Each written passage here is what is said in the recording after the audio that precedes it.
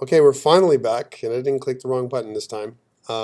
It's COMP397, and it's week 10, lesson 10, part 1 in our broadcast. And I want to work on some refinements with you guys today. So the same male pilot game we had last time, and we're going to continue this tutorial. Again, you can continue to take this stuff as far as you want. And as we move forward, you'll see how how complex we can make it, even if it's like a very simple thing. I'm just going to close some of these things off, just so that we're in line with what we're doing. And again, our project is fairly straightforward. One of the refinements I want to make is the ability for us to have all of our references in a single file, right? Because that's a real pain in the ass for us when we do TypeScript. Right? We have all these references in the top of our file like this. Let's take a look at if you go look at scripts, if you go to core, you go to game.ts, way at the top here you have all this crazy stuff, right? Which I think is insane, right? And this is like insanity to do all this at once, right? Some of these typings is a good example. We can house all this stuff, all these references in one file.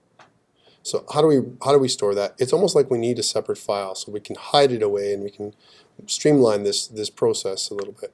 Now, it makes sense that we would have all this, if I was going to copy and paste it, in the same core folder. So let's add that in. So I'm going to right click on the core folder, add a new file, and we're going to call, and by the way, there's different ways of doing this.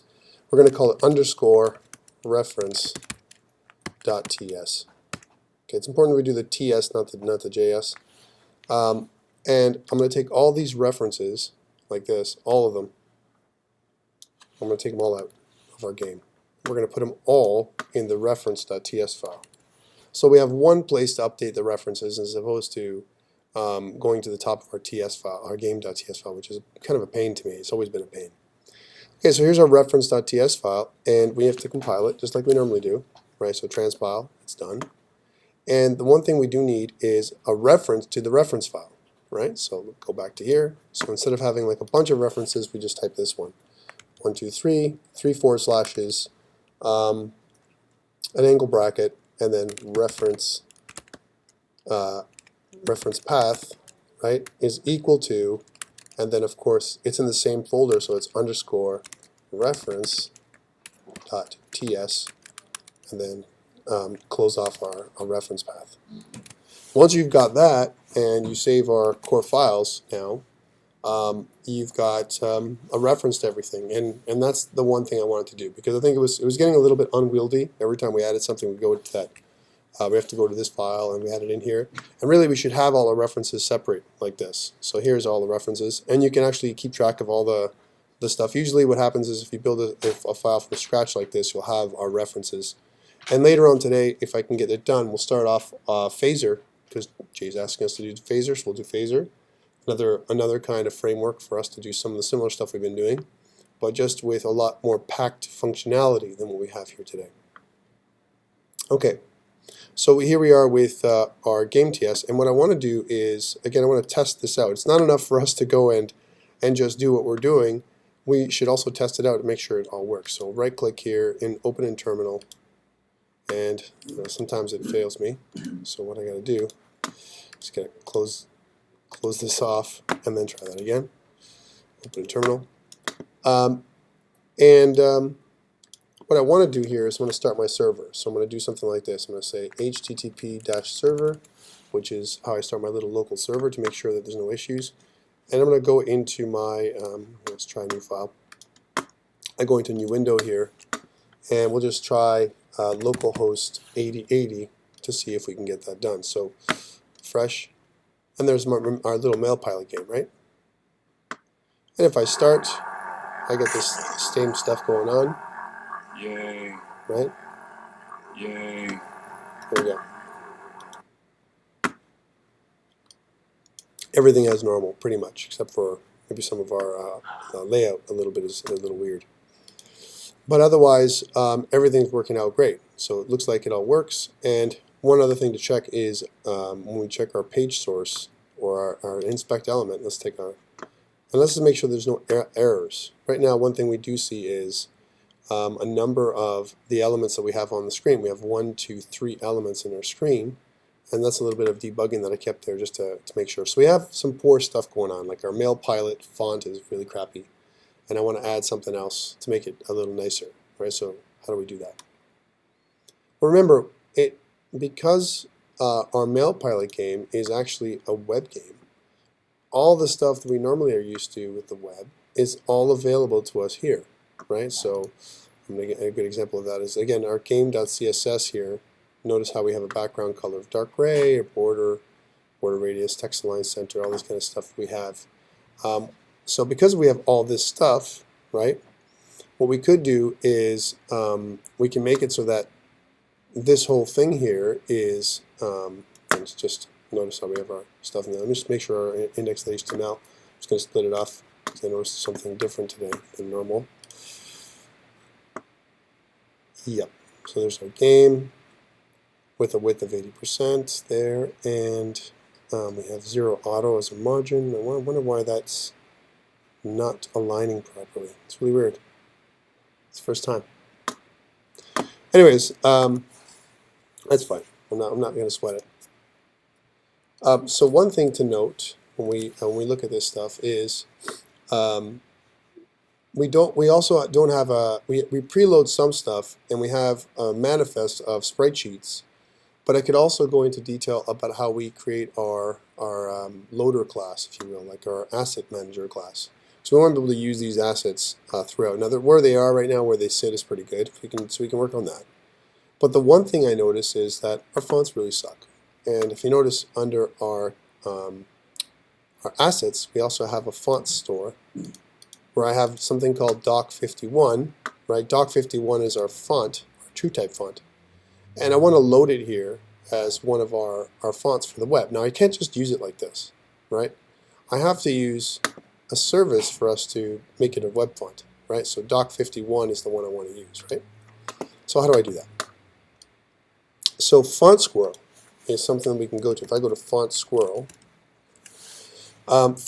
actually, what it allows us to do is, and I'll show you what this is here, it allows us to create a generator, generate our web fonts for us based on a font that we already have.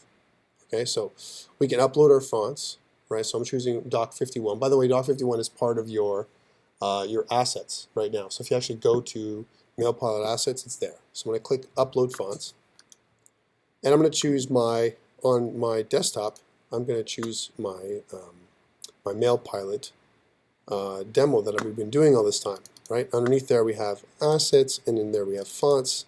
I choose doc51 and click open. Okay. So it's doing its little upload dance, and when it does, it says everything is good. We want to say yes to this, and then we click download your kit. Right? Download your kit. So what this does, it takes a look at all the glyphs for the TrueType font, right? And then when it's done, when it's ready to go, it's going to allow us to download all of our font kit, all of our fonts in our kit. Now, what I want to do is, before I put it into my folder, I want to put it on somewhere else first. So I'll put it on the desktop for now. Load it there, and then open it up in its own little folder, because I think it's important for us to try and do that. So let's go and see what that looks like. So I'll minimize this because I'm still working. We don't need this anymore. This is just our zip folder. But here in my web font kit, I see that I have doc51, and notice how it says web font, right? Plus an example of what it's going to look like. So if I double click on this demo HTML file, I get this, kind of a way my font is going to look. So that's my font. So I kind of like it, right? It's a little nicer than my my basic Consolas font that I've been using with my plain so far. It's a little nicer. Let's get rid of that. We also have some specimen sheets and specimen files and a style.css page that I need to use because I need to look at it so I can incorporate that style inside my regular page. So let's open that up as well. I'll open it in Text Wrangler, just another text editor here on the Mac. And I've got basically everything I need for my doc51 font to be set up as with the decorator at font face that we normally would use when we make web fonts. Okay, so this is how we can do it right here. Okay, so this little piece of code that we download right from Font Squirrel. Like, there's nothing for us to do really. Now we do have to have all these files in here. So the same location where the font is, this style sheet, it has to point to this location somehow. So we're going to do the same thing where it says webfont.eot and SVG and TTF. It creates different versions of the web font for us to be able to use it. Okay. All right, so let's pull up our files. I'm going to go into my actual files here in my operating system, and I'm going to go into fonts, and I see that there's doc51 there, but I'm going to put all these other ones in here too. So I'm going to take all these ones, right, that I got from our web fonts, copy them, and I'm going to go in here and paste them. So now I have all those web fonts in here. So I've got to have these, number one. I don't need my demo HTML. That's kind of silly. So I kind of inadvertently added that one. That's gone. But these ones are important. And I need this style sheet information. But I need to point them at the right location. Because right now my fonts are inside of assets fonts, right? And I got to go from content up one, and then down into assets, and then down into fonts, and like that. So the path will change on some of the stuff I'm writing here. But let me just copy this stuff right here that I've got, and I'm going to go into my CSS, which is, I'm going to look at VS Code for that. So I'm going to go back into, so you notice once I transfer into VS Code, I have all my fonts right here, right? And I'm going to go into my game.css, which is right here, and I'm going to put that font stuff, but it's going to be pretty high up, like I'm talking about before the body tag. And the reason why is because I want my body tag to use this font style for my whole page, right? So let's just plop that in. And now it's wrong. Like I know that the path for this one is wrong, and I got to do it right. So the first thing to do is where it says font family doc51 regular. That's correct because that's what I want the font to be called, font 51 regular. When I use at font face describes a new font that I can use in my project, right? As opposed to me using the standard little fonts that I have, right? So what I want to do here is I want to point it to the right place. So I know that I have to go up a step because I'm inside content, so I got to go up a step to the root. So that's one up and then a bunch down. So let's do that. So we'll say one up, and then I'm going to go down to assets, and I'm going to go down to fonts, and then it's going to be doc51 fonts. So I need to get this root path right here added into the front of doc51 for all these ones. That's what I'm doing. Now there's other ways you can do this for sure, but this is the way I'm going to do it for now. All right, so that's the first thing. So I've defined my font. I think I have the right path. Again, I'm in, just to check that out, I'm here inside my game.css. I got to go up one, and then across to assets, and then down one. So that's what I've done. Okay, now I got to use this thing. So in my body tag, just like we normally do with CSS, I would say something like this: font dash family then is equal to, and the one that we talked about before, which is doc51 regular, the way it says. Now I can change this, by the way. For example, doc51, I have it written like this. I can rearrange this because this is my choice how I put this. So I'm going to call it doc51 like this. And inside my font family, I need to put it in like that too. So doc51. So once I've got my font family listed, right, and I could put some fallback fonts as well, like if I wanted to make, Consolus as a fallback font, I could do that. Or instead of Consolus, I could make it Arial, something like that. So you can't get doc51, well, you're going to get Arial or something else. Okay, cool. So I've got doc51, and just to test it out, I'm going to go back into my index.html here. So here's my index.html, and I'm going to put in an h1 tag just to test it out to see if I can get it. I'm going to say, h1, and we're going to say, hello, just to test it out. It's going to be temporary. Hey. So let's look and see what we've got here. When I go back to the web, when I go back to my web page, right? And I'm going to go localhost 8080. And now, if I did things right, if I refresh, then I should have, oh, I actually put it back in the middle, right? I don't understand that. But I should see my font somewhere, and it's probably in the top left corner of my screen over here, right? But that's important for us to, oh, there it is, see? See how it's there? For a second. So it worked. So it totally worked. I can use my doc51. And now let's fix it. So when I go back to my game.css in here, what I want to do is, sorry, I'm going to go to index.html. I can take that out. That was just temporary for me to use. There we go.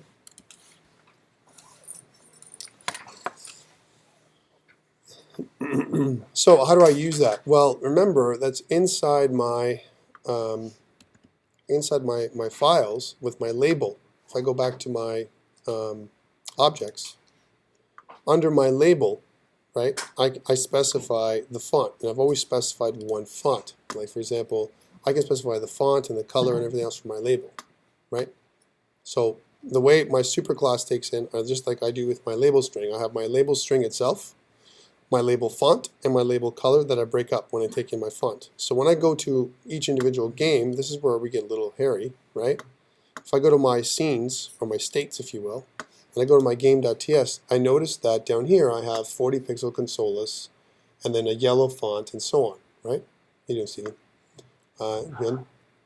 So in here, it might make sense for us to have a config file, right? A config file where I can kind of talk to my some basic things, like for example my fonts and colors and so on. So if you notice on config.ts, I already have my menu state, my play state, my over state.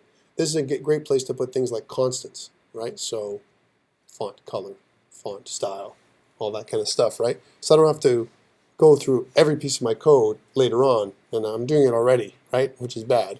But let's just do it in. So I'm going to, in my config file, which I already have, I'm going to just put something in here that says, you know, font constants, and I'm going to export. This is an example of where I don't need to export the whole class, just the stuff that I want, right? A variable.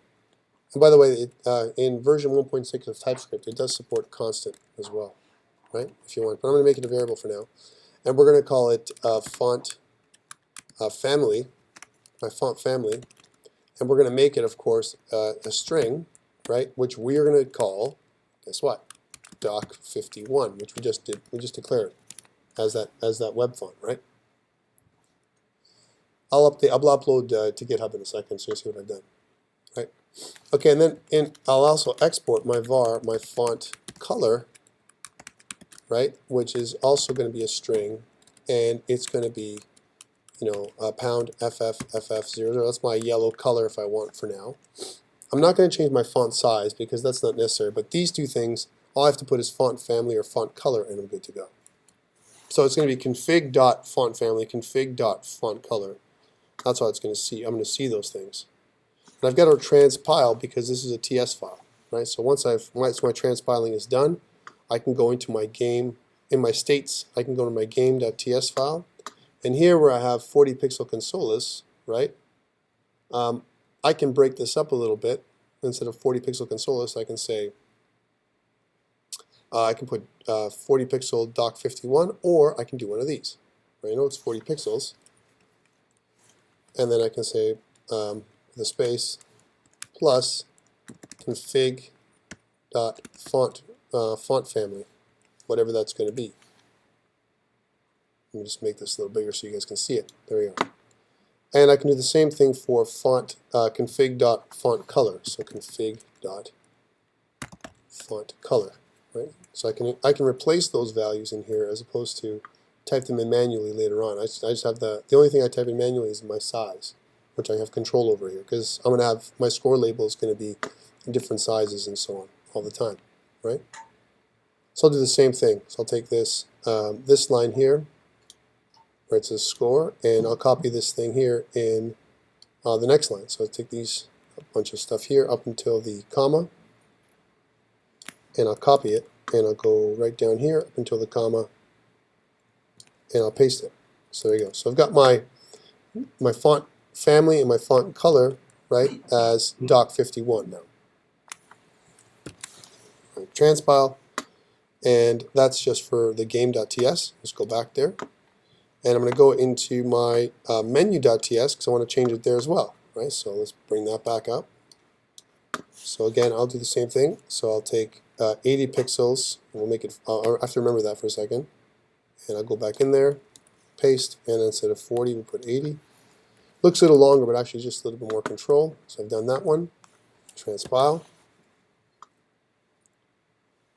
And then I'm going to go into my next one. So that's menu, and I haven't done my game over, and I still have to produce that for you guys today, right? So we can get all that done. So the complete game is here. Although I'm sure you can extrapolate what's going to happen, because we've done this before, right? So let's just copy this over to here, and we'll say 60 pixels for our font here. Okay, let's see how this looks, right? So we've tested it. Oh, we haven't tested it yet. We've made it, but we haven't tested it. So I'm going to go back into my my game, which is this one, and refresh. And if everything goes well, you should have this font, right? And when I start playing, I also have this, a different kind of font. It looks a little sexier than the font that I had before, right? So that's one thing. Let me upload to GitHub. So I've got 24 changes. And so I've changed a bunch of different things, the config files. I added my doc51 files. I added a reference file, Stephen, just for you, so that you can have one reference file here. So if I look at my one reference file for all my references, just like you wanted, right? So I added all these different files, plus the map files and everything else. I want to go to changes and click like all changes, added, and I'm going to say something like added web font, right? So that's really what I did here. Not a lot of changes, and push everything. And in a second, you'll have the upload. It should be up there for you to grab with all the changes. Okay, so I've made a sexier font. That's cool. I like that.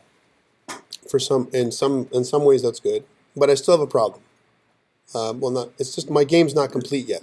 That's my problem.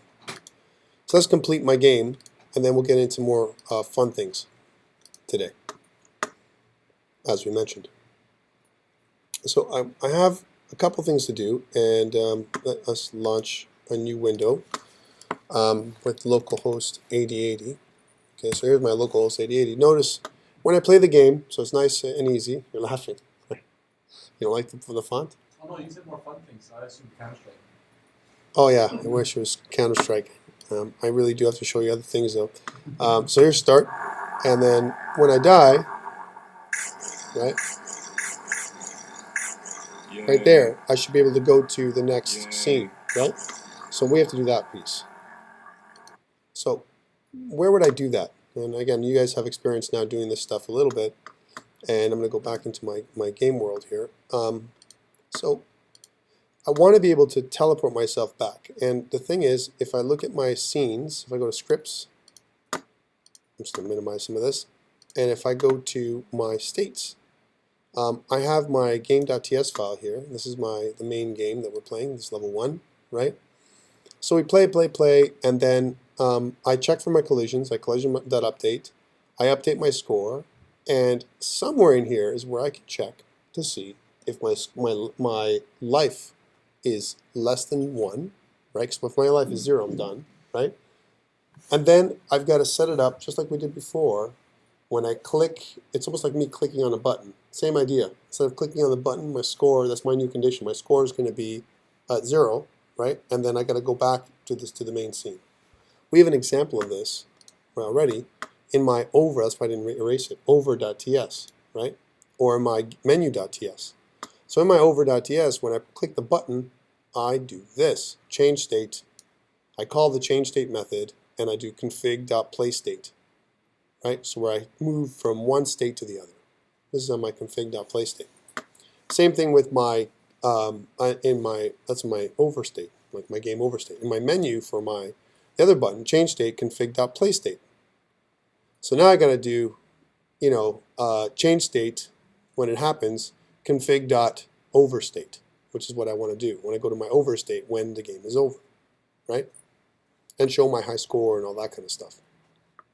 So how do I do that? So first, I need some kind of event to happen, right? And I need to detect the event. So there's a couple ways I can do that. One of the ways is I can set up another function, another check here in my update, right? So every time my update goes over, I want to check to see that my score, as an example, isn't 0, right? I'm not going to update my score. If my score is 0, there's no point. Why would I do that, right? So let's check this out. So I can say something like this. I can say if, here's my thing, right? This dot score is my, now I want to check my scoreboard, right? So scoreboard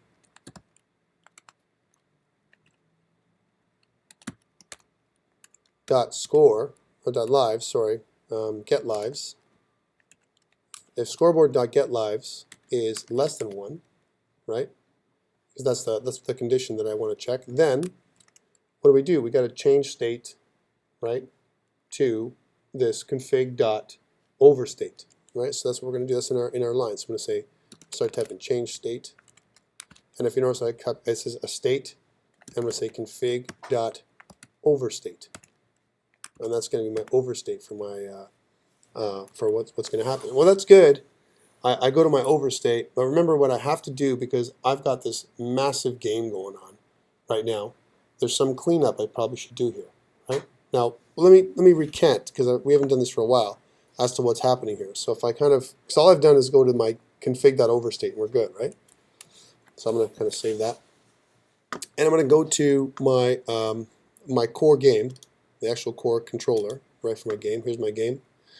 And if I look at that change state method, I need to know what happens, right? So notice how when I go to my config.overstate, I stage remove all children, right? That's the first thing I do. I take all my children away, and then I have my new state. My over is equal to my new states.over. I kind of create a new object, right? And then my current state becomes the overstate. So actually, I do all my cleanup right here, right? Right when I go in here, I clean up everything, right? So this is a good thing. This is, I mean, it looks like there's some code duplication here, but if you think about it, what I'm doing is I'm cleaning up. The only thing that's actually duplicated is this one line, stage.remove all children, over and over again, right? But what I'm doing actually here is I'm resetting everything, so I don't have to do anything. As soon as I say change state to this, I'm done, because we've already created our states manager, right? So there's nothing for me to do. So let's check this out and see if it works. I'm going to kind of transpile everything to make sure it's good, as an example. And I already have 3 changes, and I'm going to go back to my scene. Oh God, I always do this. Let's launch a new window, and I'm going to go back to localhost 8080, not 3000. Notice I've been playing with. I start playing with node, it's always 3000. All right, and then I'll refresh. Right when I start playing. If I die, I go back to my overstate. But what happened? My thing's still playing, right? Why is that still playing if I've removed all my children? Because this is what you're going to get somehow, by the way. So what does this really mean? So I'm going to go back to view page source, or view inspect element for a second, and look at my console and to see what I've got. So my game says, my game's reporting that I only have 2 objects. I had 3, and then I had 5 as an example, and then I went to 0, and then went back up to 8, and then now I'm down to 2. That's what's happened in this state. So this is my tracking mechanism to see how many objects I have on my screen. So I have 2 objects on my screen right now. I have this, right, and some kind of other object that's running. And also my audio. So let us notice how I also don't have my button. My button is somehow missing, right? Like that's gone. It's not showing in this state here. Here's my button, and if I go down to this, Yay. so bang, bang, bang, Yay. like this, no button, and I still have my sound. How come? It's the way I've set up my plane. Okay, that's the answer. So if I go back to my plane, and here's my objects, and this might be one of the questions you might have had. How come my plane sound keeps going, or my sound from my object keeps going in my engine? Because remember, I do this. I do a create.js sound play. I don't call a constructor for my sound. I don't have an instance variable that's attached to this file. This sound is being played on the instance. It's just happening. I'm calling the static function create.js sound to play the sound. That's not what I need to do. What I need to do, right, is I need to create a sound instance that I play and that I can stop, right? And then if I destroy my objects, which is what I'm going to be doing, I'm getting rid of them all, right? Then I shouldn't have that anymore when I go back into my new scene. So that's one problem I have. So let's look at the API documentation, right? So I'm going to kind of open a new window, and I'm going to go into my sound.js documentation, right? So here it is. Here's my API docs for sound.js. And one day when the web responds, then we'll have the documentation. Yay. I love how I have this instant response to stuff. Let me go into my, yes, this is what I wanted. Okay, so if I go here and I want to look at my sound instance, here is an example of it. So I say var instance then is equal create.js sound.play. The same thing I did before, but it returns into an instance. And then I can check it. Like for example, when the instance is complete, I can do something. I can also change the volume and everything else. I have more control. So I need to make this instance, right? Okay, and I also need to attach it to my files. So I'm going to go back here. So my engine sound has to be some kind of object or property of my plane class, right? So let's do that. So I'm going to add a property called engine sound, right? So it's going to be a private property that I'm going to make, that I'm going to call underscore engine sound, like this. And it's going to be of, I'm going to instantiate it in a second, but let's just leave it as that. So I'm not defining what it is, right? We're going to define it in a second. Now what I'm going to do is I'm going to set it to this. I'm going to say this dot underscore engine sound, right, is equal to this create.js sound play. Same as I normally do, just adding this piece into it. Notice how I already have a type. It says objects.plane dot underscore engine sound, and it's type any. If I go to kind of hover over here, this is the create.js as namespace. Here's the create.js sound, and here is my create.js sound.play method, right? So that's the method. So what do I make? How do I make this? Is it a sound instance? How do I find the type? Because I'm using TypeScript for a reason, to get myself typing, right? Let's try this out. So I'm going to say create.js.sound, right? Dot. Okay, is there an instance? So sound dot, and there's nothing. Can I just put this? If I save this, is that going to do? Like if I make it so it's a create.js sound. If I save this thing, right, now that it's attached to this as an object, so this engine sound here, right, is here, right, will that make it go away? So I'm going to just transpile, make sure that's good, and then when I go back to play the game, right, let's make sure we go back to that game, which is here, and refresh, and let's play the game. So playing it, I got 8 objects, right? Bang, bang, bang, bang. And then I go back to the end, and I've got 2, and my sound keeps playing. Okay. So I need to turn it off. I need to stop my sound, right? And I need to do that somewhere when I leave my scene. So going back to my game.ts, I know that this is something I need to kind of clean up, right? With these sounds that are looping forever, right? Here, my change state. Before I change state, I do it.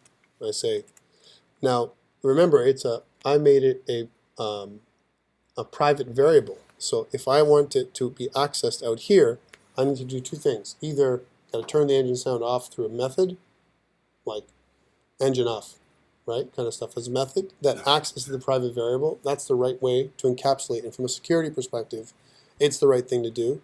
Or I can make it public. And I like the first method more. Don't make it public. Keep it private, but just add a method to the this thing. I could also call it a destroy method. So all kinds of stuff I could do. But I like to try and call a method that's public that we're going to call engine off. Right? It's going to return void. And the only thing it's going to do is going to say this dot underscore engine sound dot stop. No wait, dot off. But that doesn't make any sense. How do I stop an engine sound? Because I got the engine sound, that's the instance, right? I know that. And I don't have the ability for me to turn it off because, just to notice, right, that my my code hinting that I'm getting from this code, that create.js sound, isn't playing. So let's go back to my API documentation. So I want to make it sure so it's right. I picked the right property for this thing, right?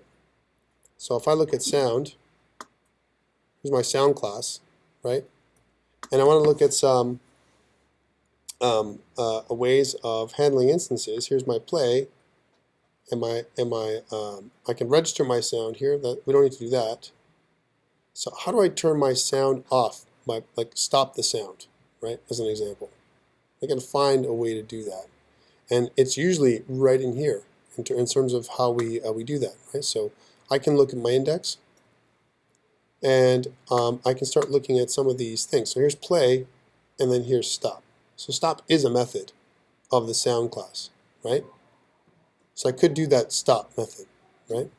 But how come it's not registering? That's the thing I need to ask, right? Have I registered it correctly? So let's go back. So if I just do engine sound dot stop, right? It's going to give me an error because it doesn't know what stop is. Just like it didn't know, I mean, it wouldn't have known what play is, right? Well, I'm just mentioning it to you so you see what I'm talking about, right? So it's something to do with what I'm doing here. So sound, right? And if I look at sound.js, if I do that, it still gives me a bit of an error. That's not it.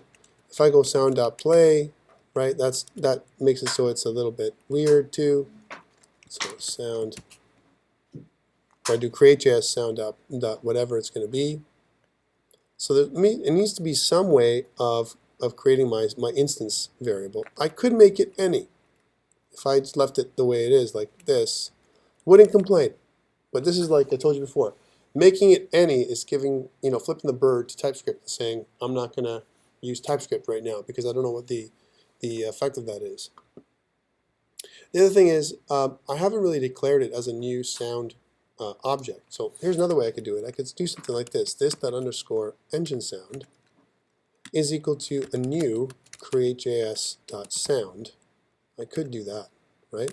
Where I do one of these, right? So I use the new keyword, right? In this case, when I hover over this, it says, again, it's a property of objects.plane.engine sound, and it's of type any. Like, so I haven't declared it. All right, so I could do that here, right?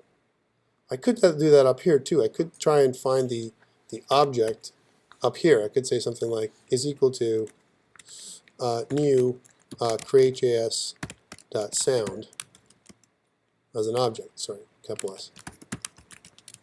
So I could do this as well. And if I hover over this thing, it shows me that it's a create.js dot sound, just like I created before, right? Now I still get this error. Engine sound dot stop. Right? I'm just mentioning to you so you see. Because sometimes we run into these things. I can also look at the type definition library for these, which is also something that I want you guys to think about exploring. Because we've got our type our sound.d.ts file that we've kind of fooled with at times, right? Because it's not perfect. So I look at my sound.ts file, and it's in my sound class. I've got something called abstract instance, where I have loop and so on, and it tells me all of my options right here. Here's my stop for abstract instance, right? I also have my Flash audio plugin, my Flash plugin, my HTML audio plugin, all these things, play, props, config. And if I scroll down, I've got my sound.js, which is a build date and a version, web audio plugins. So where is my sound, my sound instance, if I wanted to play this thing. Because here I've got something called abstract sound instance, right, which extends the event dispatcher, where this is where I have my loop, my duration, all this kind of stuff. This is something that I've got as a, kind of a class that I've got in here in my type definitions, and that's why I'm having problems. I can't find a way of stopping my sound, right, because what I'm doing is there's no way that I don't have a way of stopping that in here, right, based on that stuff. So here's my play prop. Here's my sound class. There it is right here. Here's my sound class, and I have all these static options here, right? Play failed, play finished, play interrupted. These are kind of like static methods that I can use. And static means that they're, as soon as I create a sound object, that they kind of have the same status. Here's my static stop method. So whatever the sound is, stop, right? So it's create.sound.stop is what I want to kind of do, right? Now, does that stop all sounds or just the one sound, right? That's the thing to think about. Here's all my event listeners that I have in here and everything else. But this class here, this one right here, which is my sound class, which it also extends event dispatcher. That's what it does. This is my create.js.sound class is the one that I can use. So I was right. It is there. Challenge is that the method to stop it, right, is a static method, right? And that's why I may or may not get the right kind of method here. So you notice I have play and I have stop. But this works if I actually use the static method create.sound.stop, right? So let's think about ways of doing that. So we can look it up online. How do I stop a sound? So that's one thing I would do. So stop sound and sound.js, which is something that you want to try and do. How do I toggle play pause with sound.js? And they'll give you a method that people use. And I'll tell you right now what they do is they create an object, loop 2, loop 1, right? And what they do is they actually assign the whole thing to this thing, right, the play. And then this loop 2 and loop 1. Here's the var, an instance. There's another one they do. They have an instance that's a sound play. They do these three things. And then somewhere in here, they do an instance.stop. Here's my instance, instance.stop. So once I assign it, it's almost like I can do it. Okay. So I was trying to do. But I guess I gotta do it in here, yeah? So I gotta go back to this and make sure that this is what I have. So I gotta go back to my my plane, which is where I'm going to do all this work.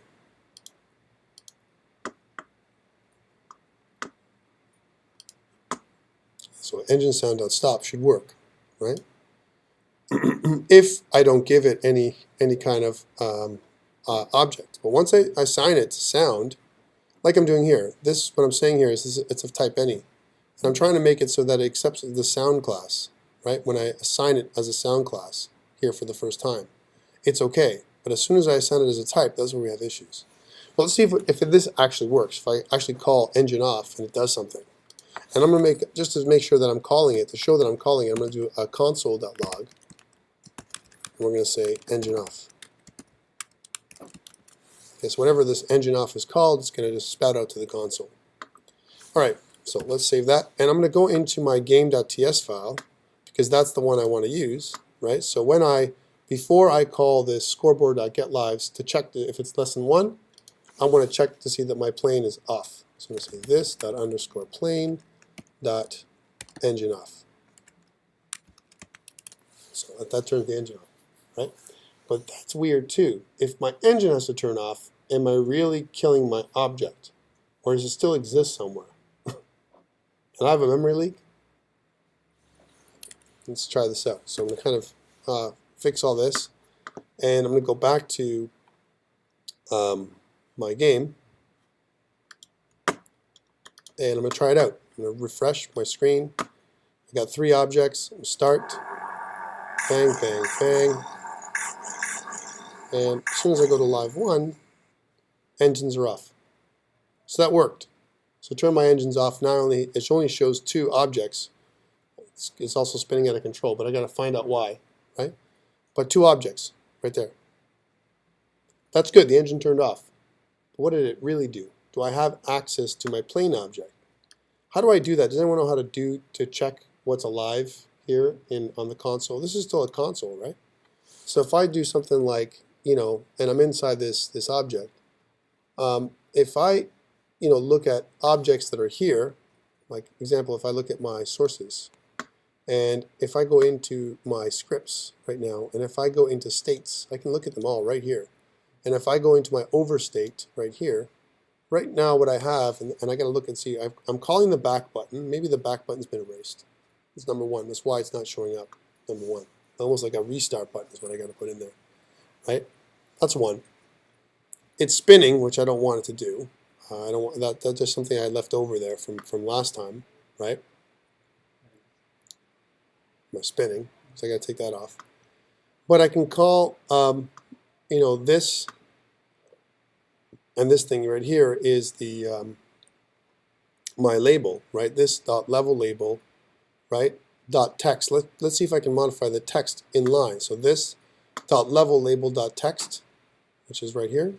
This dot level label. I'm just going to copy it. And let's see if I can do it on the console. So this dot level label and then dot text is equal to hello. And then kind of enter it in there. And it says a uncaught type error cannot set the property of text of undefined, right? Okay. And it gives me this error because, but I mean, I could look at other things too, right? I mean, I want to evaluate, I want to look at some of the variables that are going on here. Is there a way, this is my console, is there a way that I can go in here and modify stuff right on the fly? How about if I just did what I just did? If I go back into my sources, and you know what, I change my game over to hello, kind of stuff. Can I would that work if I click away? Like I got hello in there, and everything else. I can see some call stack and all my breakpoints. I can actually set up breakpoints here. So when it goes to certain places, here on the command, like when I go here to rotate, I want to set up a breakpoint. Can I do that? So add breakpoint. Notice the control that I have here from a debugging perspective, right? So I've added a breakpoint here, and then I can step through and do all the regular, right here in the debugger. I can kind of step through and step over and all the regular things I do. So step out of, step into, step over the next function call, and resume the script execution. I can do all these things, right? So let's go step into. So I kind of go in and I can follow my script to see where it goes throughout the entire process while it goes into my my create.js functionality and comes back out. And then it's going to eventually rotate it after it comes back out. Like there's a lot of stuff that's going on here. If I click this, step over, next function call, eventually it'll transport me back into this scene where if you notice, I'm going to start, I'm just jumping over those things, right? And eventually I will rotate, keep rotating like that. See that rotation? So I can actually step over each of the animation sequence by doing that, right? And there's also this little smart control that I can do from over here, and I can resume kind of our method by just clicking this button right here. So just skip over everything else. So I can see the thing rotating, and I can do that right through here. So I don't know if you guys have seen that before. So again, this is refinement we're talking about today. How do I refine the way I do things? Because as we get forward, you're going to do more complex projects. We're week 10, and you're going to do your final project, and it's going to be pretty complex. How do you do some code? How do you do debugging? This is the one way to do it. And there's other ways too. But notice on the right, it gives us several different things here. It actually gives us, if I go into the details, just to show you, it breaks it down into breakpoints. It also looks at things like event listeners. I can also look at those things. My local event listeners in my window. I can listen for those kind of things for my onload function that I kind of work with. Here's my onload. That's one listener that I have going on. I also have things like I can look at variables, my ticker that are being called right now, my scope. I can look at my scope if there's anything that's in scope or out of scope. Here's my local scope. And I can see that my button, my back button is the one that's working, and the entire back button object is right in here. Okay, so enough about that. Let me just refresh, go back. So once I refresh, the breakpoint is done. I don't have a break, well, I have one in here, and I can just remove the breakpoint. So I'm going to remove this breakpoint. That's gone. So that's good. It's kind of persistent that way. So I'm able to shut down the sound by doing this plain engine sound off. But how do I know that the object is gone? Right? Do I know that the object is gone? Because it's still playing. Rest assured, even though we've done this stuff like this, we've gone to plain.ts and everything else.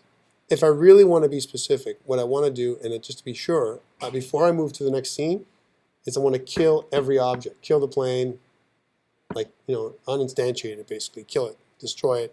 Take away any of the other thing to do if you want to really clean things up is remove any of your event handlers, all that stuff to really clean up your code. Because eventually, code like this will have a memory leak. Right?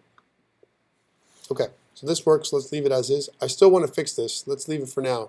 This engine sound. I still want to fix it. And how do I test that? Because it's a private variable that's here.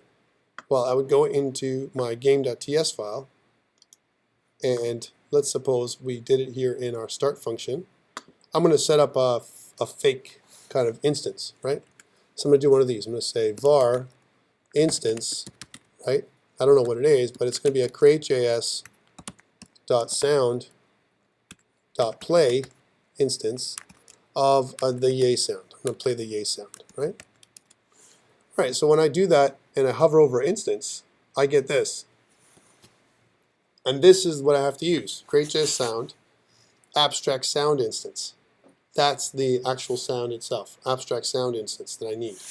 And I'm doing it here because when I do it in my class, sometimes it detects it as a property of the class and doesn't give me the instant callback. It's doing type inference here, and that's how it's working, right? So CreateJS sound.abstract sound instance is what I want to use. So let's get rid of this. I'm going to go back into my plain.ts, and I'm going to go here in my engine sound, and up here I'm going to say CreateJS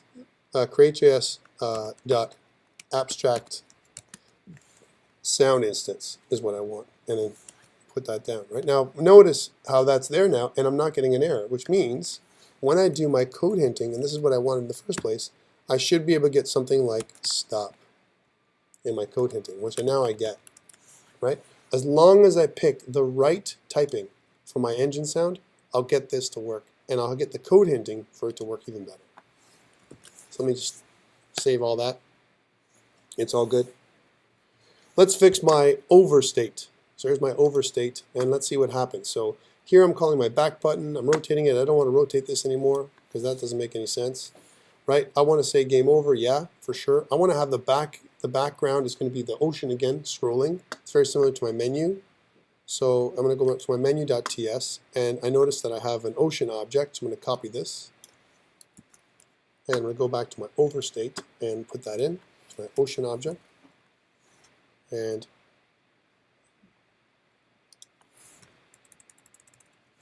same thing with my fix this. It should be private. I didn't make it private.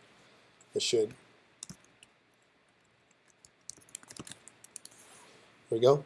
So on my ocean state, I've got it in there, and now or my ocean object, and then when I go back to my menu state.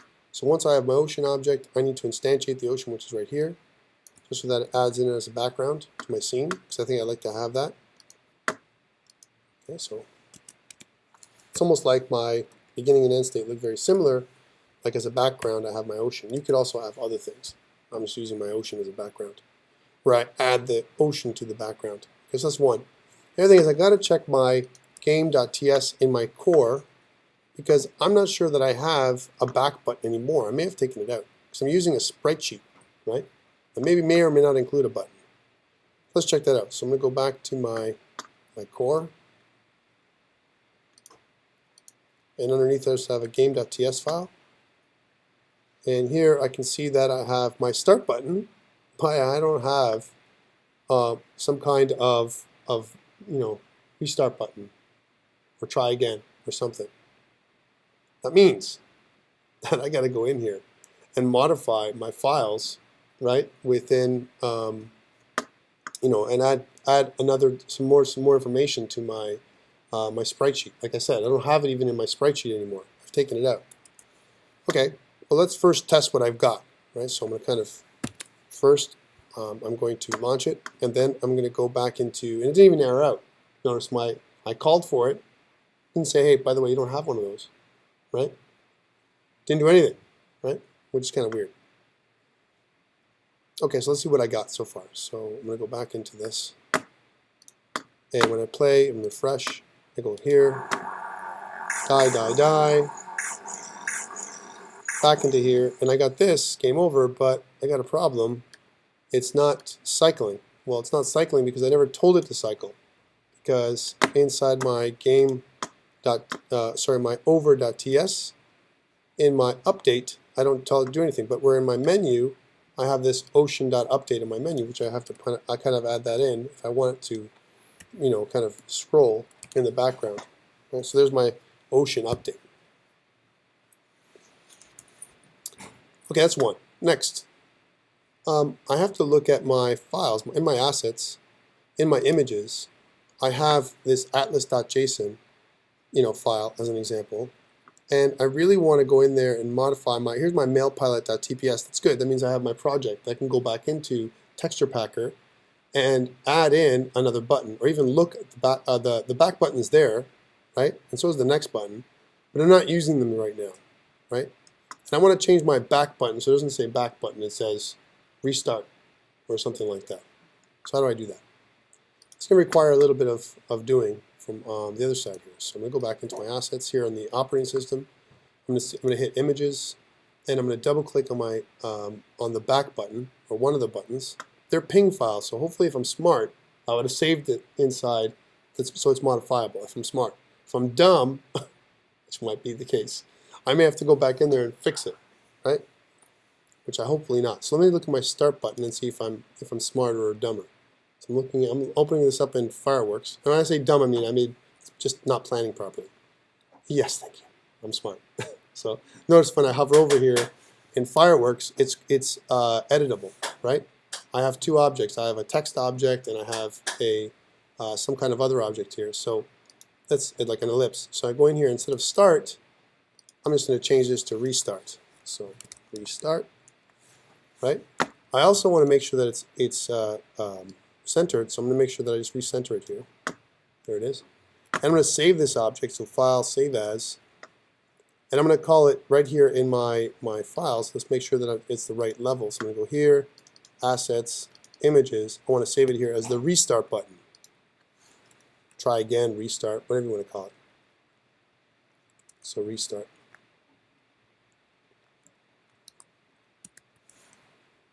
Restart button. Okay, cool. So save it. It saves the restart. I have the restart button now, but I have to add it to my sprite sheet. So that's the next step. So next step, I got to go in here, Fireworks, quit Fireworks, and I'm going to double click on my TPS file, which is I always try and save the Texture Packer project. Right, here it is. And I notice I have a start button, but I don't have a restart button in here. Let's add it in. So I'm going to go back to here. Now that I have my restart button, just drag it in. There it is, restart. So I put it in. Now my topography is changed, right, for my sprite sheet, which means I got to re-export it. So I'm going to publish my sprite sheet out, and it goes back to MailPilot assets. Okay, bear with me now with what it's done, right? Because now it's messed me up. I'll show you what I'm talking about. I'll save my project again, and I'll close off Texture Packer. Okay, this is cool and all, but in my images, I have my atlas.json file. Let's just do a split screen so I can show you what I'm talking about here. I have my atlas.json file where I have this now, and if I go to, on the left-hand side, I need to look at my game.ts in my other state, which is my core state here. Core state, and here my atlas.json file, which is in my assets. Notice how they're different. 226.176.00 - 1, and I've added in some different typography for everything. This is the same, cloud, island, start button, and plane, 0, 1, 2, 3. But I also have a start button here at 1. So I have to take this stuff and replace this stuff. Otherwise, it won't work properly. Right, that's the advantage of having Texture Packer. I can do those changes. You have to do it by hand, right? Which is, in my opinion, it's a pain in the ass, right? So I kind of take this piece all up and down here to these animations. As long as they're named properly, I'm okay. Like, I don't mind. Some copy. It doesn't matter the order. The order doesn't, like, it doesn't care about the order, right? Actually, I don't need this other comma, so I'm just going to make sure it's correct. So I'm going to copy this, and I'm going to go here, and I'm going to paste. So now I've got my update. My atlas is updated. I don't need this anymore. I just keep this as a reference. Kill this. This is my new typography for my game now. And I know I have something called a restart button, right? So my start button and my restart button. I also have here my manifest, you know, as an example, my ocean, my engine, my star. I don't need this anymore. My start button as an asset image, I don't have to have it there. It's part of my sprite, right, object. And I'm wondering how I use my button. Do I use is my button a sprite or not? So that's the next thing I got to check, right? Because maybe I forgot to make it a sprite. Who knows? It's been a while since I've looked at it, right? So I got to go back through here. I got to go to my objects, and I got to look at my button. And now in my button, I notice that it's a CreateJS bitmap, so it doesn't care if it's loading up a sprite. It's not a sprite at all, right? And this is a problem, right? Because now my button is not a sprite anymore. It's a bitmap. So if I want to use my bitmap class, I've got to extend createjs.sprite, not createjs.bitmap, which is going to cause me a bit of issues for all my buttons. But let's just do it now. So I'm going to say createjs.sprite. Now my sprite class requests different things in here than I had before. For example, I have my path string, and here all I have to mention here is the name of my sprite that I'm using. Notice how when I go, I'll come back to this in a second, and I'll do a split screen for you guys to see. If I click on my plane, which I know is a sprite, so here's my plane.ts, notice how all I'm doing is passing in the name of the object, right? So then all I'd have to do is pass in the path string, right, which is the name of my button, not the rest of this stuff. So this would fix it just by doing this.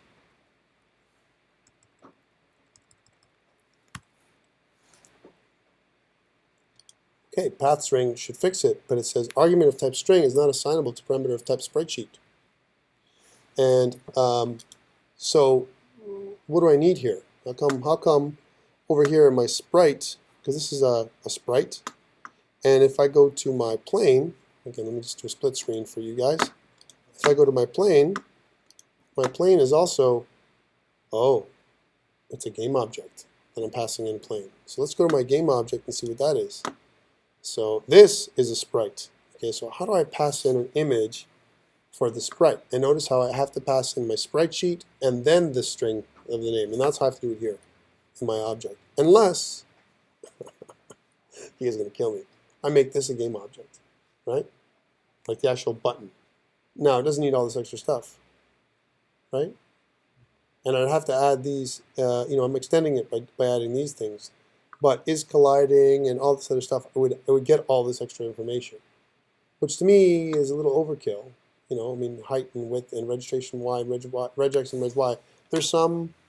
There are some similarities here.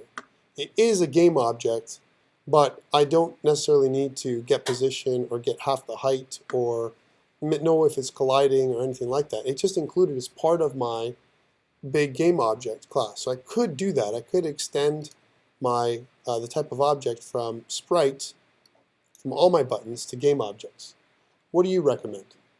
Game object, or just I make it a sprite? What are your thoughts? If you were the designer, what would you do? Make it a sprite. If you make it a sprite, I've got code duplication. That's the only thing that concerns me, right? I got code duplication. If I do this, I already do all this stuff here. A lot of this stuff I'm already doing over here. The only thing is I have additional information that I'm passing in, So my buttons become a little bit bigger and fatter in terms of my efficiency. Okay? But they're not a game object. Buttons kind of are, again, just they're UI objects. They're UI objects, right?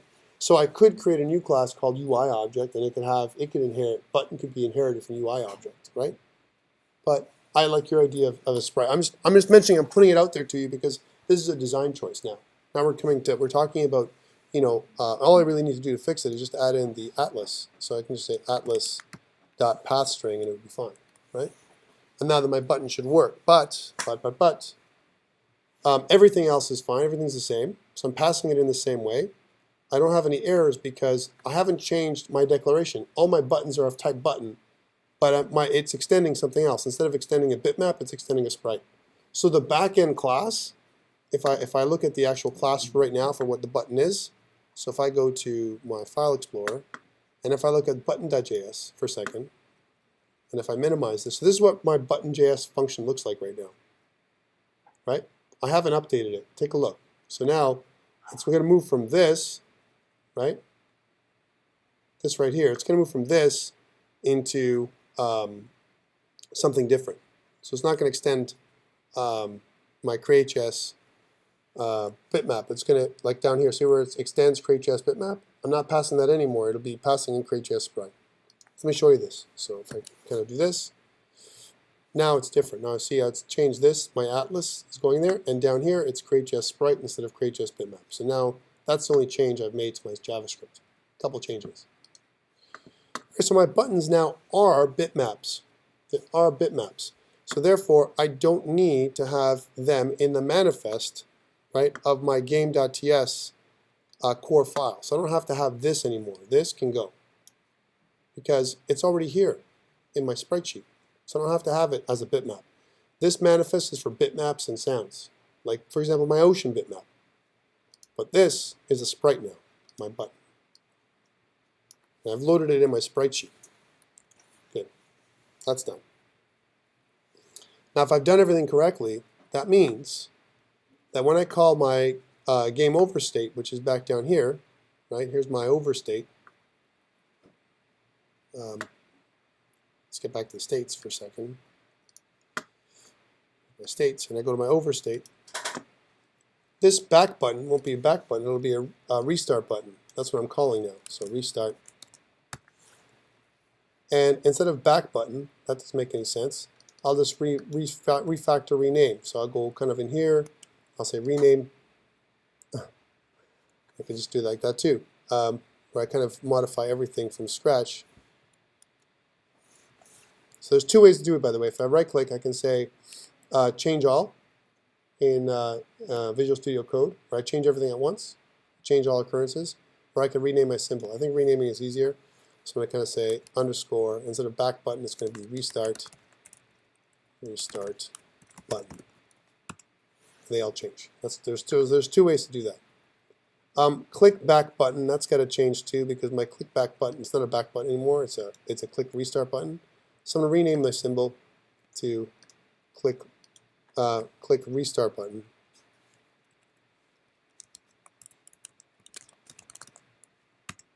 There we go. So that's changed. So I got my game over and my thing running, and I got my restart button, so I can go back. When I restart, I go back to my play state. So I'm going to transpile that one. And let's check out what happens when I go there. All right, so let's run the code now. And let's see if I fixed it. So refresh, start, bang, bang, bang, right? I get some more lives and I get some more things. Now I get the game over, which is something where it's a little bit nicer now.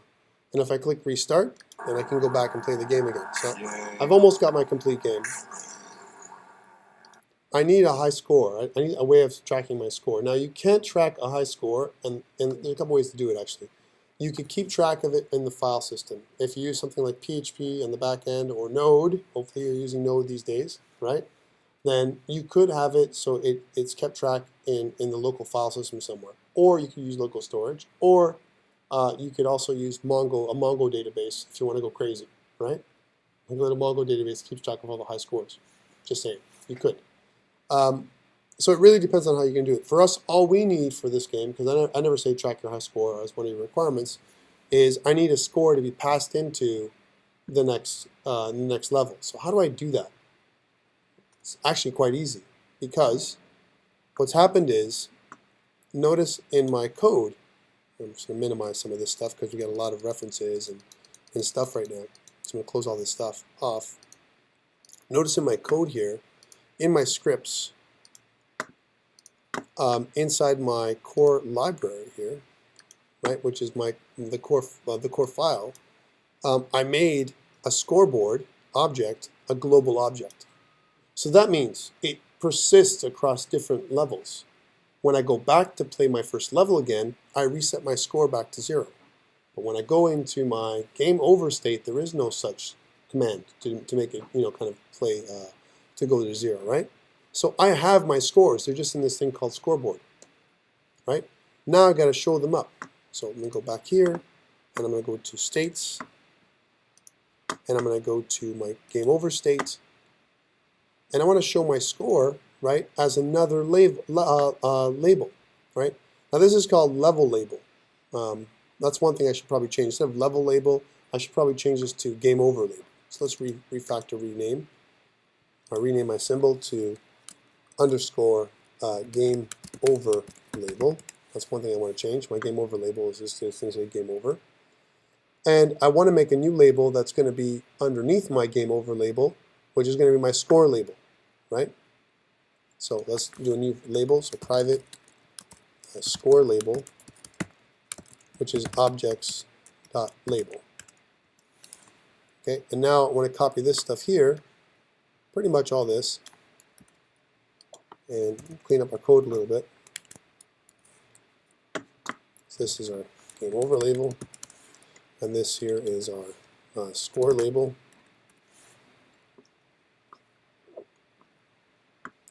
And we're going to just call this the score label here. So underscore score label.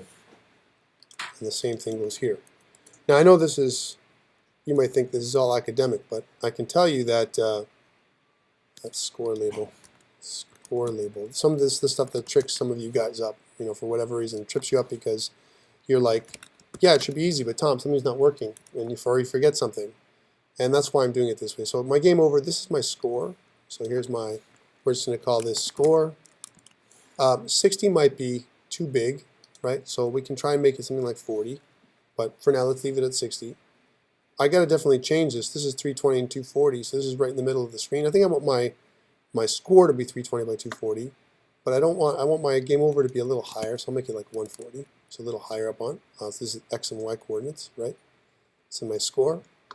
And it's going to show my score plus scoreboard.score, right? So score plus scoreboard.getScore, right? Stephen made us make all these getters and setters. Good job, Stephen. The reason we're not using IntelliJ is It's the same thing. What's the difference? IntelliJ. All right, so we'll save this thing, and we'll transpile everything. And we made 19 changes in that little bit. Like all these little things we did, 19 changes. We've changed the class for the button. We've done a bunch of stuff. And let's see if this is good. I always tell you guys to test and test often. Little changes, you want to test these and upload them as a commit, as opposed to going through and doing it all later. So bam, bam. Yay. I get some score. I want to try and get as Yay. high score as I want here. Yay. Yay. Yay. There we go. Pretty good. Yay. Yay. Lost a life. Yay. The reason I want to get a higher score is because I want to test to see how it displays, Yay. right? Now, if I was making a level 2, I would be a level 2 now. Kind of thing with 1,000 points, let's say. So level 2, it's quick, but then level 3 would be like, oh man, Yay. 1,200, I'm dead. See, I was ambitious. I wanted to go for the island. That's the strategy here is when you see the clouds coming, you don't go for it. You leave it because there's going to be another one coming. Yay. Right? Yay. So I'm not going for that one. I saw it, but it's not going to happen, right? I can't escape from that. Yay. The trick is not to go for some of them. Because if you go for some of them, you'll get like Yay. you'll get killed. You'll nailed by the clouds because there's some Yay. fast-moving clouds in there, right? Yay. And by the way, I've played this game crazy amounts of times. If I'm not an expert at it now, then something's wrong, right? Yay. Or I'm not paying attention. One of the two. Yay. Okay, I'm dead. So, so 2,300 points. So it's not bad. So it kind of displays my game over, plus my 2,300 points, and I can have my restart. So now this is my complete game. I've got a complete game now, finally. And this is a great place to pause. I've kind of done this, a little bit right now. What we're going to do next, we've kind of refined our game as best we can. We can continue to refine and add. Like, for example, I can get you guys to do bitmap fonts as opposed to, web fonts. We've used web fonts. I don't think it's really necessary at this point, where you can make the colors all different for each font. Make them so they're a little bit more interesting. We could add particle effects for the explosions. I can make so that there's some animations for the explosions. There's some tricks to doing that, where you turn the animation, it has to stop, right? So it explodes once, it goes through the whole animation sequence and then stops. So there's some tricks there. Or, like Jay was requesting, we can start a new avenue and learn phaser, right? Which is a whole new kind of game framework.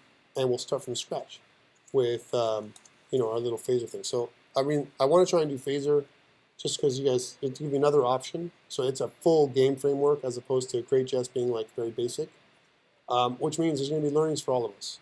Okay, yes? Could I do a tutorial on push decline to Heroku? Yeah, I can do that too. For Heroku, you need to make a Node app, right? It doesn't have, and it's got to be a Node app or PHP. You can't just be a regular HTML app, right? Just FYI. Yeah, my Azure account ran out, so I need to put my name somewhere. How did it run out? Oh, we're using it for web services class as well. Oh, So we just kill it. oh, 18 days left, no credit. yeah, that's bad. Hoping on marking assignments the next 18 days. Ah, okay. So let's go through this for a second. I'll show you DigitalOcean too. DigitalOcean is another option. It's $5 a month, right? But you also get some free credits with your stuff from DreamSpark. So if you actually sign up, DigitalOcean is another option, but you have to kind of create a whole new VM, right? So it's kind of a little bit of a pain. Okay, so we've talked about this, and you asked me for some very specific knowledge. So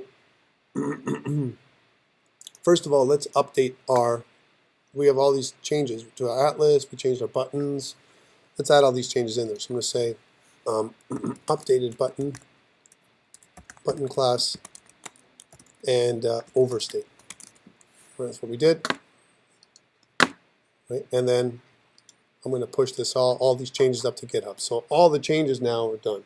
Right, so that's the first thing we need to do. Next step. How do I push this to Heroku? That's a good question. I want to make this thing run on Heroku. My MailPilot demo. I need to run it as an app, as a Node app. Because if I go to Heroku, let's just look at Heroku for a second. .com, and if I log in, I'm going to see some of my stuff that's already in existence, right?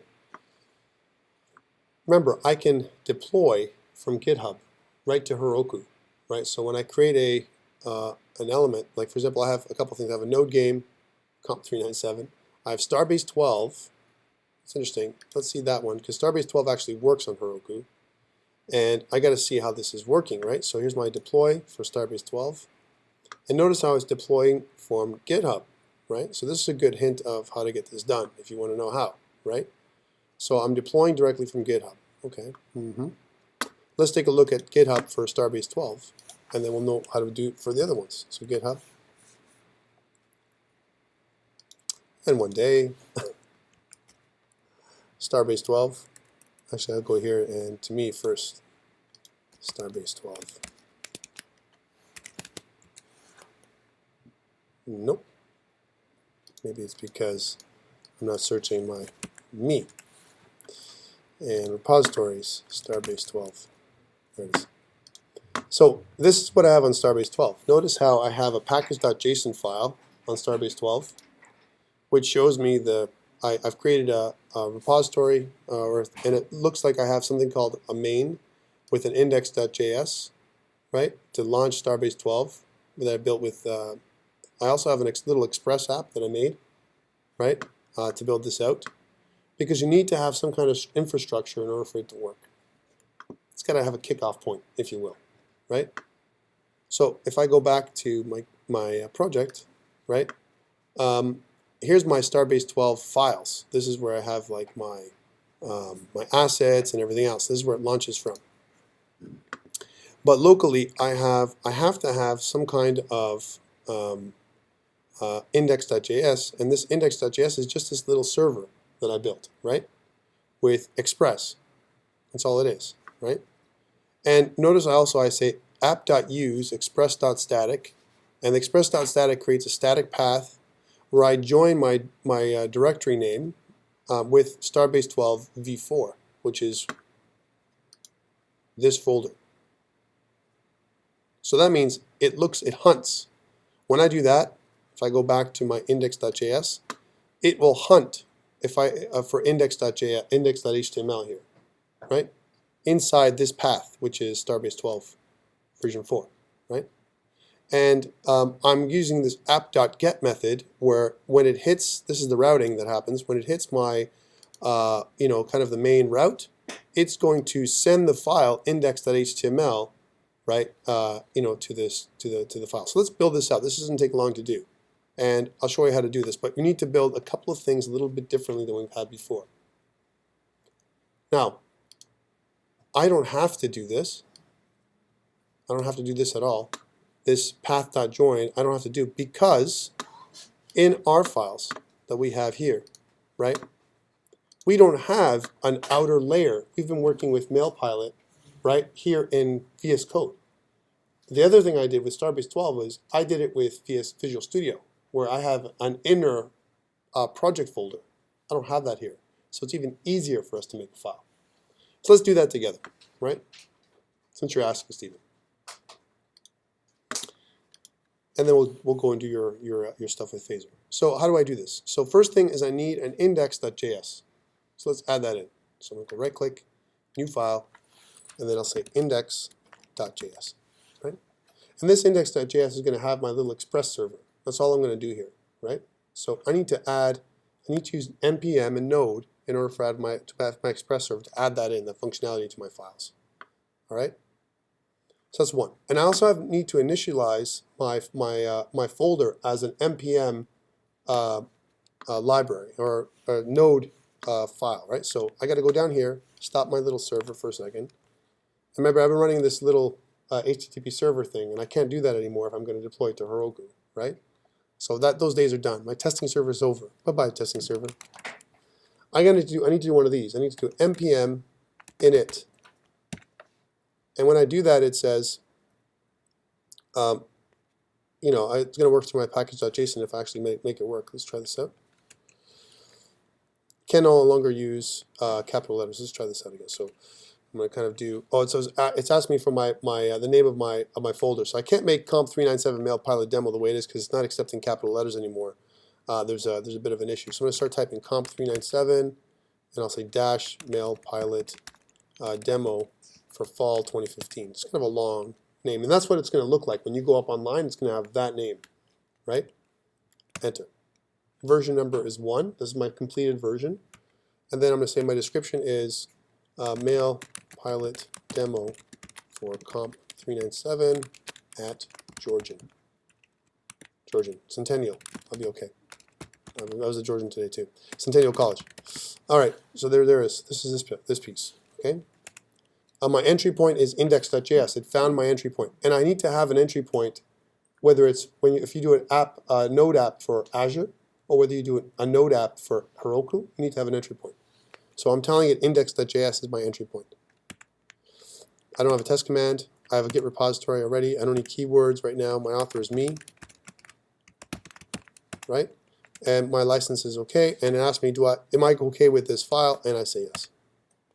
Okay, so what it does now is I have a tsconfig.json file, and I have my package.json file. My package.json file does not include anything but just my files. I need to include Express in here. That means I have to load in another package. Remember I did an npm install for TSD to get that TypeScript definition library working with Node. First of all, you have to have Node installed. That's number one. Next, you have to have this new package I'm going to run called express. So let's add that in. So here in my command line, I'm going to clear my command line, I'm going to say npm install express, right? And then minus version. Oh, sorry, minus save, I'll be okay. And what it's going to do is going to take express from the node package manager and include it here, right, in my files. And it adds all this stuff. Little express server, right?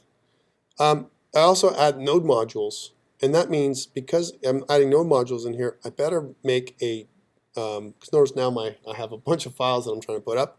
I need a gitignore file, right, that I didn't need before, right? So let's make a gitignore file. So make a new file. I'm going to call it a gitignore file. Okay, and in my gitignore file, I'm going to say node_modules. I want to ignore that. I also want to ignore my ds.store because I'm using a Mac. And I'm also, I also want to ignore things like typings and those kind of things. But for now, let's leave it as is. So those are the two things I want. Now I only have 3 changes, right, instead of 99. So the gitignore will ignore everything that I mentioned here. So literally everything. Yeah. So if you want to ignore something in a folder, you do the folder. Just the folder. Yeah. Just the folder and it'll ignore everything? Yeah. But if you want to ignore half the folder? Then you have to go in and specify the files. Yeah, it's really a pain in the ass. Right, so you'd want to partition the folder, so only you put the stuff in there that you want to ignore. Okay. Okay, so this is how you would do this. So this is the first piece. So I got my gitignore file. I need to push that up eventually too, because I've got 3 changes right now. I got my gitignore, which is new. I got my index.js, which is I'm making new, and my package.json, which is new, right? And if you notice my package.json, going back to that, because I installed Express, right, my package.json got updated, right? If I did it right, with Express, with the version of Express is looking for as a dependency, right? Because that's what it does. Okay, now, unless you know Express, you're not going to know what I'm doing. So there's 2 things. Do I make this index.js a TypeScript file, or do I leave it as a JS file? And my thing is, remember I told you I love TypeScript, so I'm going to make it TypeScript, might as well. So I'm going to rename this thing, and rename it as a TS file. I'm going to generate the JS file in a second, right? It's still going to have the same entry point, but in here I want to have my Express in here. So one thing I need to know is I'm going to register, the node modules over here, whatever they're going to be, right? So let's do the registration of the node modules first. I know I want to import instead of var. Normally you see Express as a var. I don't want var. I want import. I want to import express, the term express, which is equal to require, right, express in brackets. Okay, that's one thing I need. Now notice I get a little underline because it says, I don't know what express is, right, cannot find. But when I do my transpiling, right, and it's finished transpiling, that error should go away. But here's something else I know. I didn't include my type definition libraries for express and node. So I got to go back to here, and I got to clear this up, and I got to go tsd install, right, node -- save. So now all my node libraries are going to add it in, and I do the same thing for express, tsd install. So I have my type definition libraries for that, express -- save. So I'm going to do that too, might as well. There we go. All right, good. So I have those libraries in there, right? And what I'm going to do now is, I notice I have some extra stuff in there, right? So these 11 files now, there's a bunch of different things that I've updated. mime.d.ts, I've added some more things in here in my type definitions, but still I'm seeing this, it doesn't know what express means. So I'm going to try, first I'm going to try and transpile, see if it goes away, which it does, right? So now that I have an express, notice if I hover over here, it says express is of type express, right?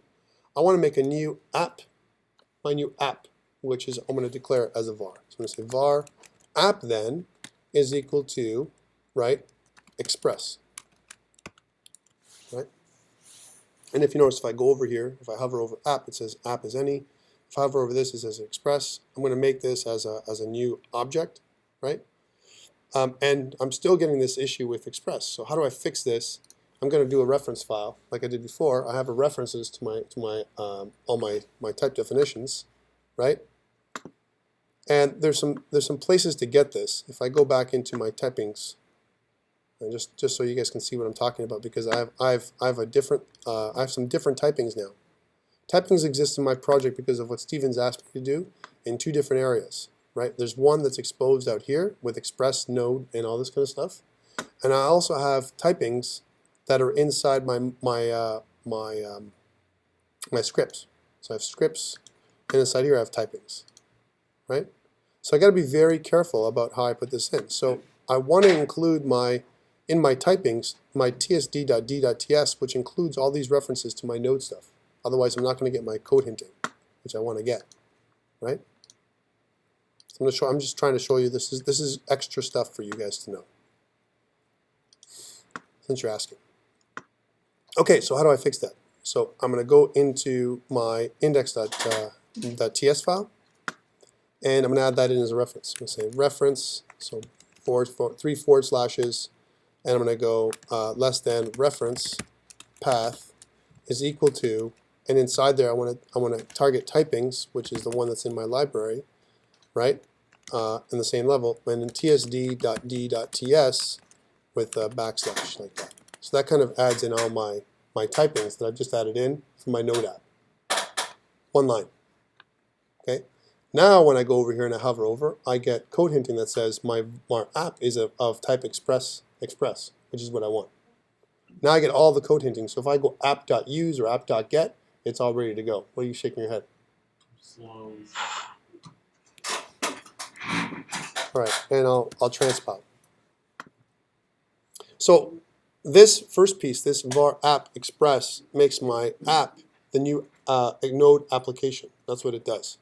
And now what I got to do is I got to do a listen, right, for my server.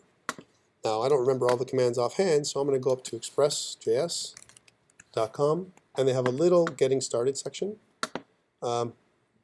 Here's the hello world example. And in my hello world example, I've got exactly this, except for this is import. So I need to app.get, and instead of res.send, we're going to res.send file, which is going to go to the file that I want, which is my index.html. That's the one that's going to fire off when my server launches. The rest is going to stay the same, so I'm going to type it in just like that. So I'm going to go from here, so I'm going to say app.get, and notice I'm going to get a hint. I need a string name, right? So I'm going to say this, right? And inside there, what I want to do is I want to have my handler. So I'm going to create an anonymous function, right, that I'm going to pass in a request, which is of type express.request, and a response, which is of type express.response, right? And it's going to be an anonymous function, so I need these curly braces here. So inside my anonymous function is where I'm actually going to do my routing. So I'm saying when I get the regular route, when I'm going to the root of my folder, I want you to launch this little anonymous function, right, and to take me to do something. And I want to do res.send file with a capital F, not the lowercase f, because that's deprecated. And I want to go to index.html, which is my main file. Okay. Let's take a look at that code, see what I'm doing. See? Request response with an anonymous function. I could write this, because I'm using TypeScript, I can write it as a lambda. So let me show you the lambda, what it does. So I have a function that I'm going to write as a lambda that I'm going to return as void, right? And I'll make it an arrow function. There's your TypeScript function. Because lambdas, we haven't talked lambdas because I don't have time with you guys, but a lambda you can use instead of a anonymous function, you can make it as a lambda expression. Okay, so there it is, right there. And so now this app.get is going to send this file, index.html, right in my folder because I'm looking at the same folder. Here's my index.js, and my index.js is going to point to my index.html, which is going to launch when I first start off my application. So that's the first step. Next step, I've got to set up my server, so it's var server is equal app.listen, this whole piece. And just to save time, I'm just going to do one of these, and then I'll fix it. So paste. Notice that var server is of type server, right? I could put it in there like that, and it's going to app.listen, and here's an anonymous function again. Let's make that a lambda, just for Stephen, so I can impress him. So I've seen something new today. And a lambda expression is a fat arrow. It's also called a fat arrow expression, like this, right? So a fat arrow expression is equivalent to doing, it actually holds the context.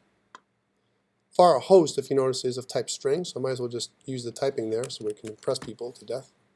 And port is a number, so number. So I've got that in there. And now host and port are going to pass in this port, and when it's running, it's going to say, an example app is listening at blah, blah, blah, blah in the console, right? This is not my example app. This is my server for MailPilot.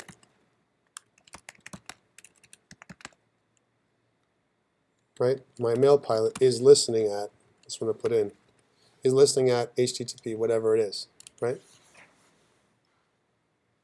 Now there's some changes I need to make here because even though I'm saying port 3000 is not going to work on Heroku, right? I need to have something else in there that I'm missing. And I need to get that example from online. And I've already looked at that code. So I did this piece, but instead of just port 3000 with an anonymous function, I need to also add this process.environment port or the double pipe port 3000. So process.env.port right here. So I'm going to grab this piece, which is going to go right in here. So there's this piece here. So process. It's a Node.js process, process.env.port, environment.port, or port 3000. So when it goes up to Heroku, what it's actually going to do is it's going to say, well, it's not 3000, take whatever the port they give you, which is port 80, right? Which is how it's going to run. So let's just save. First of all, I'll transpile my index.ts file. There it is, transpiled. And now what I want to do with my file is test it locally. If it doesn't work locally, it ain't going to work on Heroku, right? So how do I do that? Well, I can use, let's clear this up. I can use node index.js to make sure it's running. And it says, hey, server for MailPilot is listening at port 3000, right? So this is looking good so far. No errors. Let's test it out by going to port 3000. So I'm going to go here to localhost 3000 and seeing if it works. Now this is where I want to see this problem. Type error. Path must be absolute or specify route to res send file, right? So it says to server response. This is what I'm saying. I want to check this. User Thomas desktop COMP397, my response, and it says path must be absolute. So I could do a couple things. I could specify, because I'm trying to send my send file to this. So I can say something like http : or localhost. I can go localhost index.html. I could do that, or like I added before, I had a path variable in my code, right? It's my path variable. So if I go back to here, but I mean I shouldn't have to. I mean that my index.html is right here, index.html, right? So I'm sending to this file, this location, a redirect. How about I do a redirect instead of send file? Let's try this. So res.redirect. Redirect. Let's see if that works. So I'm going to kind of resave that, transpile, and stop it, go back and run it again, and then go back up to the web and refresh. And it says cannot get index.html, right?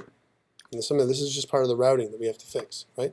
Because index.html, I want to redirect to my index.html, which is important to try and do that, res redirect, right?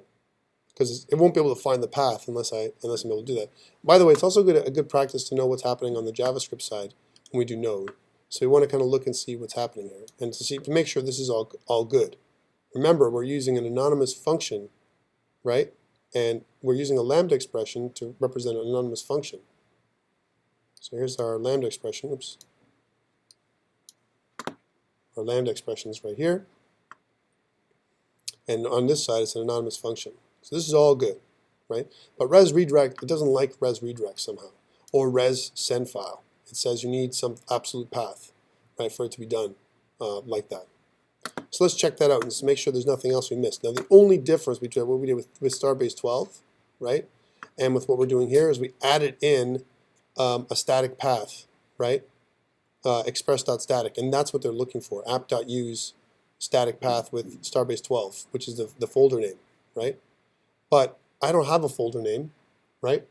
My folder is the whole folder. So let's see if I can fix this in another way. It's my regular root, right? So let's go back here and kill this for a second.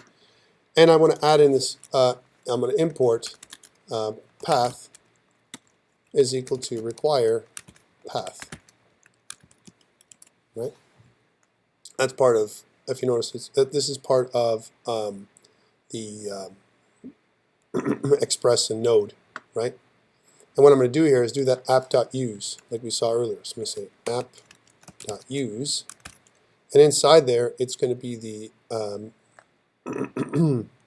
the static that I want to use, which is going to look like this: express.static, express.static, and inside the static I'm going to say path.join with the path that I want, which is my directory, dir name, and this, because it's going to be my main. It's going to look at all this stuff to kind of serve out everything that's in there. So now, instead of res redirect, I can use res send file. Let's see if I can do one more there. So again, we test it locally before we go to Heroku, because it won't work on Heroku unless it works locally. Let's try that out. So again, what this does is it includes my whole directory in the main path. It's a static root, what it's creating, right? Let's see if this works. Okay, and we're going to relaunch this thing. So we're going to kind of stop this, Control C, and Control V, paste, and we're going to start launch it again. We'll go back here and refresh. Yay, we're good. So now this works locally with an Express server on port 3000. Let's test it completely. Yay. Right, we're all good. And restart, and works all good. So now we know that it works locally. I got to upload it to GitHub, right? I got to upload it to GitHub, and we're going to do a GitHub deploy on Heroku. All right. So I'm going to go back up to here, and we're going to add this into the changes. These are all there, and inside here we're going to say added Express server for Heroku deploy. Right. We're going to add that in as one of our comments, and we're going to push it up to GitHub. So all that's pushed up to GitHub now. Now you have the pattern that you need up on GitHub. Let's see if my pattern works. That's the next step. So how do I do that? Well, there's a couple ways I can deploy to Heroku. One is I could do it locally and deploy a node to Heroku, or I can do it through the web. And I want to try and do it through the web for us, because I want to create a new app. So go back to my apps after you log into Heroku. And again, notice how I have my Starbase 12 and some other apps that I was checking. Like I did a Meteor test the other day, Meteor to-do app that I put together. Let's launch this. So I'm going to say plus. I'm going to create a new app. I'm going to call it something. It's got to be a unique name, just like it is in Azure or anywhere else. It's a unique name that only exists. It's the only name you're going to make. So I'm going to make that long name. So COMP397. What's there? Dash. This is going to work for sure then.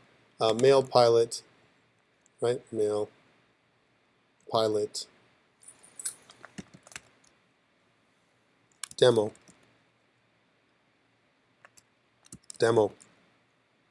Right? I think it might be good enough, but let me just make sure that it's the same, because I want to make sure that it's, we kind of keep on track. I don't have to do this, but I want to. So it's got to be COMP397 mail pilot demo F2015. Just make sure it's the same. For me. Dash F2015. Good. There we go.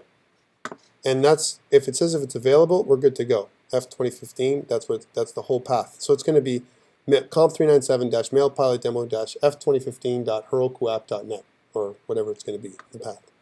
So create app. Okay, so there it is. That's that path name. Next, GitHub deploy. There's two ways to do it. Heroku Git with my Heroku tool belt, where you download and install from command line, or you want to do a deploy from Git, which makes it's easier. All right, so where am I taking it from? From my app or from for Centennial? So I'm going Centennial, and now I'm going to do a search. So I'm going to say again, COMP397, right? And if I search COMP397, it's going to give me a bunch of them, right? Here's my male pilot demo. This must be the one, right? Let's make sure, because the last thing I want to do is deploy something that's not right. So GitHub.com, Centennial. Yep, it's that one. Comp 397 male pilot demo, right? So that's correct. So I'm going to go back to Heroku. And it's this one. I'm going to click connect. So what it's going to do, it's going to go out to GitHub, grab it, right, and connect it. And now it says enable automatic deploys, right? So I can enable that. And then I'm not going to do this, but I'm going to deploy the branch. Once I click deploy branch, it's going to put it up to Heroku from GitHub. I'm going to click deploy branch, and I'm going to wait. So it's going to take a bit of time. It's going to go through and actually do the deploy right through the web, directly from GitHub to Heroku. When it's done, it's going to say I'm done, right? Deploy. It's done. View.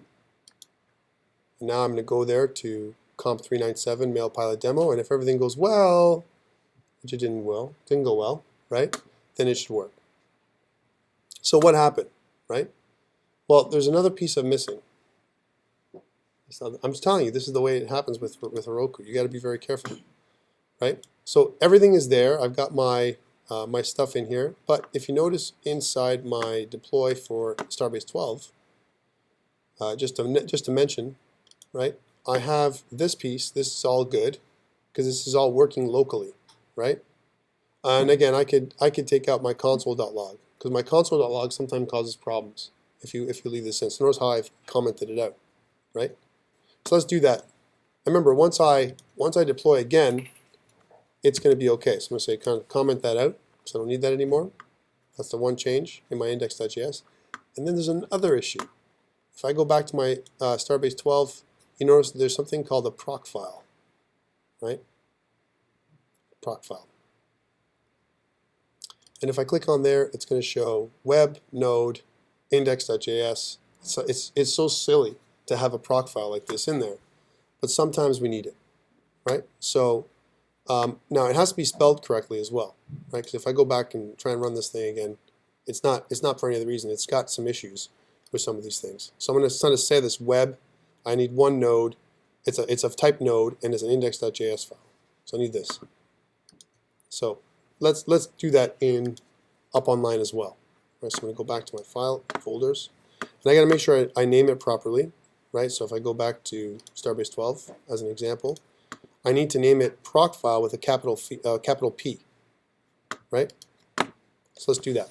So new file, proc file, and what it's telling is I need one dyno, right? For Heroku, it's one slot, and I'm telling it the type of app, which is Node, because I haven't mentioned that earlier. I could also try and do that online. Sometimes it's successful and sometimes it's not. So what I'm going to do is go into my proc file and grab this, which is exactly the same for us, and put it in and save. And now I'm going to kind of save everything. I'm going to go back into my my changes, upload my changes, and I'll say added proc file. Proc file. Pull it, right? And then I will push my changes up to Git. Now it's not automatic deploy like it is on Azure, so I've got to go back into Heroku and deploy the master branch again. So I'm going to go through it again, check through it all, look through my libraries and everything else, check through that I have all the proper stuff that I need, right? And now it says it's successfully deployed. When I go back to this place and refresh, if everything goes well, then I'm good to go, right? Because the proc file, what it does, right, and this is live now, so why don't you check it out. So go to comp397-mailpilotdemo-f2015.herokuapp.com, check it out and see if you can use it. It's live. So Stephen, did I fulfill your request? And now I'm going to do Jay's request after this. We're going to start off with this other stuff. So while I'm doing this, while you guys are checking that out, I'm going to stop recording because it's a big long recording, and then we'll take a 5-minute break while you guys are checking this out, and then we'll start phaser.